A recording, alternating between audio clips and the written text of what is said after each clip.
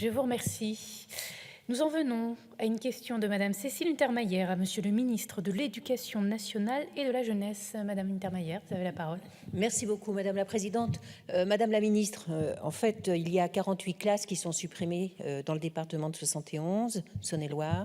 Il y en a 8 dans ma circonscription. Ce n'est pas une nouvelle pour vous. C'est à l'échelle nationale que les maires et les parents d'élèves et la communauté enseignante se mobilisent à ce sujet.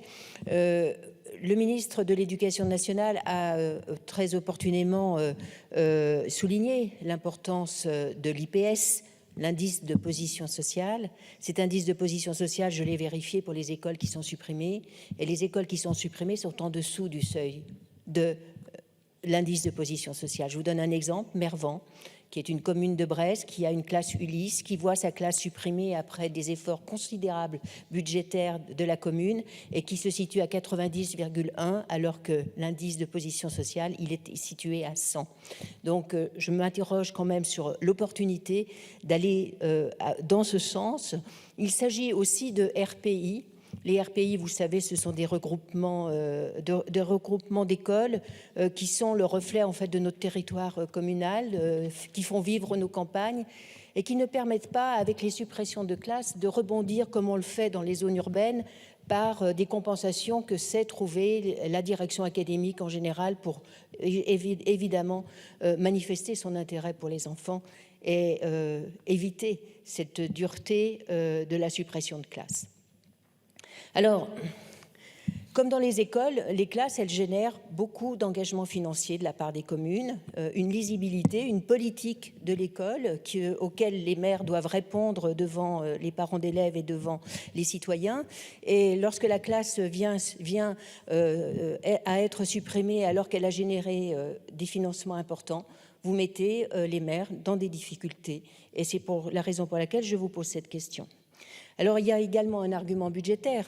Un argument budgétaire, c'est qu'avec 2000 postes supprimés, c'est 120 millions d'euros que ça représente. C'est-à-dire une goutte d'eau dans un budget de l'éducation nationale dont vous me rappellerez le montant. Une goutte d'eau.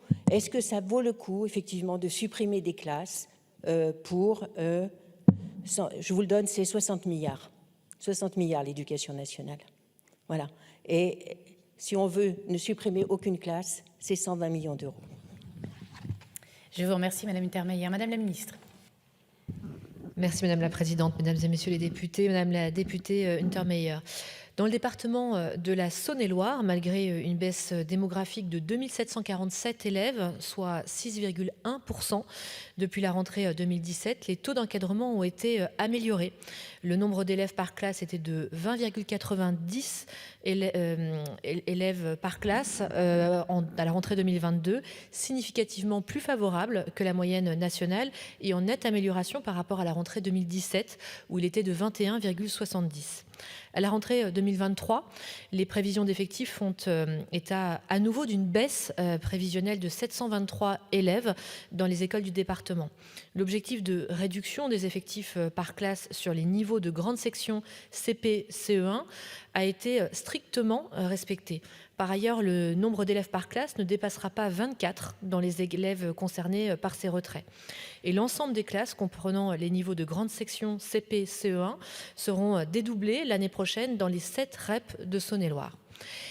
De plus, l'accompagnement des flux démographiques locaux se concrétisera par la création de 11 emplois dans les classes du département.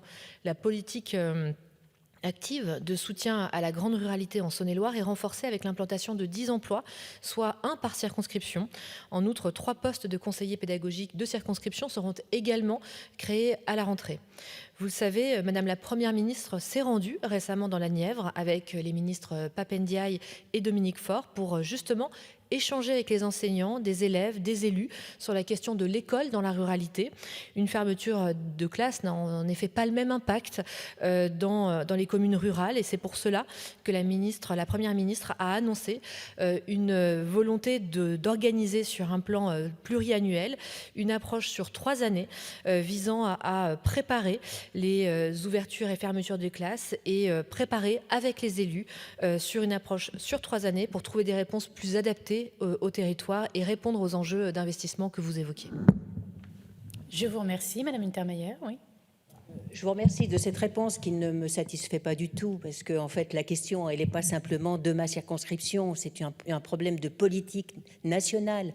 Est-ce que l'on doit, quand on est classé au 15e, voire 21e rang PISA dans les pays de l'OCDE, est-ce qu'on peut effectivement faire l'impasse sur une question pédagogique qui est que moins on a d'enfants en classe, mieux c'est.